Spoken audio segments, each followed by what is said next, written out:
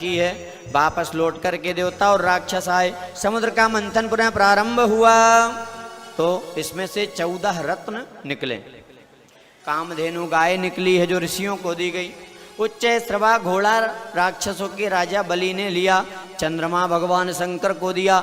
ऐरावत इंद्र को दिया। कौस्तुभ मणि नारायण को दी। अप्सराएं स्वर्ग गई। पारिजात स्वर्ग गया। वारुणी राक्षसों को दी गई। फिर इसी समुद्र मंथन से हाथ में वरमाला लेकर माता लक्ष्मी प्रकट हुई हैं। हाँ, और जैसे ही लक्ष्मी जी प्रकट हुई उनको देखा तो देवता राक्षस ऋषि मुनि सब लाइन लगा के बैठ गए। हाँ, माला लेके प्रकट हुई ना, जिसके गले में माला डाल दे वो धन्य हो जाए। और लक्ष्मी जी आगे बढ़ती जा रही हैं। राक्षसों की लाइन में आई तो लक्ष्मी जी को टक टक लगा के देख रहे हैं, तो लाइन ही छोड़ दी। कैसे देख रहे? देवताओं की लाइन लक्ष्मी जी को देख रहे, संतों की लाइन। सबसे पहले नंबर पर बैठे थे दुर्वासा ऋषि। लक्ष्मी जी ने विचार किया, है तो तपस्वी संत पर क्रोधी है, कब गुस्सा हो जाए, और क्रोध संत को शोभा नहीं देता। वो भी लाइन छोड़ दी। देवताओं की लाइन में सब लक्ष्मी जी को टकटकी लगा के देख रहे हैं। लक्ष्मी जी आगे बढ़ी चली जा रही हैं।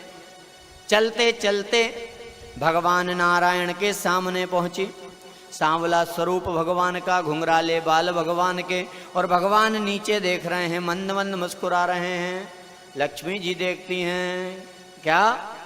मंगलम भगवान विष्णुर मंगलम गरुणध्वजः मंगलम पुंडरीकाक्ष मंगलाय तनो हरि। ये कौन है जो मुझे नहीं देख रहा है? पर ये अवगुण नहीं है, ये गुण है, इन्हीं का वर्ण करूंगी। लक्ष्मी जी ने नारायण के गले में माला पहना दी, बन गए लक्ष्मी नारायण। बोलिए लक्ष्मी नारायण भगवान की जय। और इस कथा से सीख लेना हो क्या? लक्ष्मी के पीछे मत भागो, मत टकटकी लगा के देखो। जितना इसके पीछे भागोगे उतना भगाएगी नचाएगी। अगर भागना है तो संत कहते हैं नारायण के पीछे भागो। हाँ, क्यों?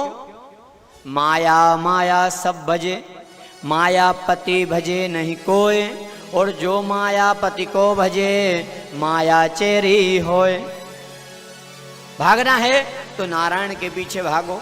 और इसको समझना हो तो ऐसे समझो कि जब आपके घर में कोई कार्यक्रम, शादी विवाह हो, जन्मोत्सव हो, आप कार्ड बांटते हो तो कार्ड किसके नाम से बांटते हो? घर के मालिक के नाम से देते हो ना, श्रीमान फलाने जी, और नीचे लिख दिया से परिवार। ये लिखते ना तो वो अकेला नहीं आए, सबको आगे करके लाता है। बस ऐसे ही आप भी अपने जीवन में नारायण को बुलाइए, भगवान का भजन करिए, और भगवान आएंगे, अकेले नहीं आएंगे, लक्ष्मी को आगे करके लाएंगे। हाँ, मत भजो, भगो पीछे। और सबसे अंत में ततश्चाविर्भूत साक्षात श्रीरमा भगवत्परा रंजयंती दशः कांत्या विद्युत सोदामनी यथा। लक्ष्मी नारायण का वर्णन किया है। आगे पुनः मंथन किया है। अमृत कलश लेकर धन्वंतरी भगवान प्रकट हुए हैं कि भागे, छीना झपटी करने लगे। देवताओं ने भगवान को पुकारा, प्रभु एक तो ये राक्षस और ऊपर से अमृत पी लिया तो न जाने क्या होगा। भगवान कहते हैं चिंता मत करो, इन्होंने छल किया है तो इन्हें भी छल मिलेगा। क्यों? ये संसार कर्म प्रधान है। छल किया, छल मिलेगा। भगवान ने मोहिनी का रूप धारण किया। हाँ, भगवान कर्म का फल देते हैं, याद रखना। कई लोग विचार करते हैं क्या कि जब शूर्पणखा आई तो राम जी ने झूठ बोला। क्या विवाह का प्रस्ताव रखा तो राम जी का मेरा विवाह तो हो गया, फिर ए सुकुमार मोर लघु भ्राता, वो कुमारा मेरा छोटा भाई, वहीं जाओ लक्ष्मण। अब लक्ष्मण जी का विवाह हो चुका है, क्यों झूठ बोला? पर भगवान ने झूठ नहीं बोला, ये तो कर्म का फल दिया है। क्योंकि शूर्पणखा कौन सी कुंवारी थी? उसने भी तो झूठ बोला ना, उसने झूठ बोला तो बदले में झूठ मिला। तो भगवान ने यहां मोहिनी का रूप धारण किया है। गेंद का बहाना लेकर राक्षसों के सामने से निकले, और जब राक्षसों ने देखा है मोहिनी को मोहित हो गए। अमृत कलश हाथ में रख दिया, ये अमृत भी आपके सामने फीका है। आप कौन? बोले हम राक्षस, कश्यप जी की संतान। हंसने लगी मोहिनी। हंसी क्यों देवी? तो मोहिनी ने कहा, कथम कस्य पदायादः पुंसल्यामयि संगतः विश्वासं पंडितो जातु कामिनीषु नयाति। मुझे लगता था कश्यप बाबा बुद्धिमान हैं, उनकी औलाद भी बुद्धिमान होगी, पर वो तो मूर्ख है। क्यों मूर्ख है? बोले तुम्हें नहीं पता कि पुष्चली स्त्री का, अनजान स्त्री का कभी भरोसा नहीं करना। पकड़ो वापस। तो और विश्वास बढ़ गया कि अब तो आपके हाथों से पीना। इतने में देवता पहुंच गए। हमने भी मंथन में मेहनत की है। लाइन से बैठो। देवता राक्षस लाइन से बैठ गए। नाच गान करते हुए मोहिनी रूपधारी भगवान ने देवताओं को अमृत पिला दिया। राक्षसों में से एक सर्वभानु सूर्य चंद्रमा के बीच में आकर बैठा। भगवान ने अमृत पिलाया, पर अमृत पिलाने के बाद भी अभिमान दिखाया है। भगवान ने सुदर्शन चक्र से सिर को धड़ से अलग किया है। अमृत पी चुका था, मरा नहीं। एक के दो हो गए, राहु और केतु। नवग्रहों में स्थान मिला है, पूजने लगे। अमृत समाप्त हुआ, भगवान अंतर ध्यान हो गए। राक्षसों को क्रोध आया, हमारे साथ छल हुआ है, युद्ध करो, मारो।